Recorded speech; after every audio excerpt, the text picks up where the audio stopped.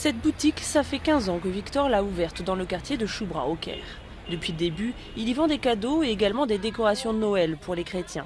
Mais depuis que les islamistes ont remporté la première phase des élections législatives, il s'inquiète.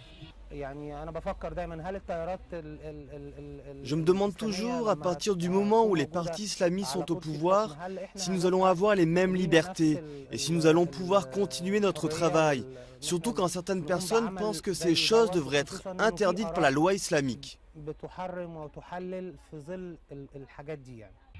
Sa femme, Mervat, veut rester optimiste car le pays connaît une phase de transition. Les groupes islamistes nous inquiètent, mais les Coptes égyptiens devraient aussi être en bonne position dans les élections. Donc les votes devraient être plus équilibrés et la vie pourra continuer comme avant.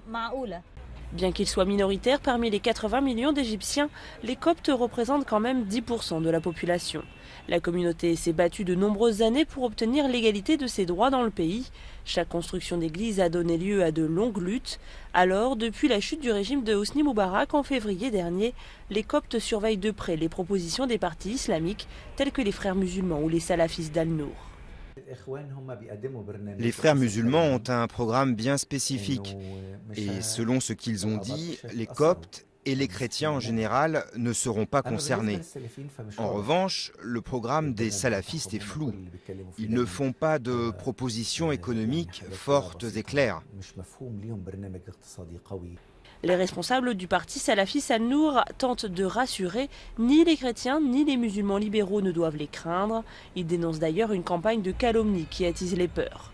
Il faudra encore attendre plusieurs semaines pour connaître les résultats définitifs des élections législatives. Une chose est sûre, la communauté copte devra trouver sa place dans une assemblée dominée par les élus islamistes. Mais la grande inconnue reste la marge de manœuvre de cette assemblée face à l'armée qui détient le pouvoir depuis la chute de Moubarak.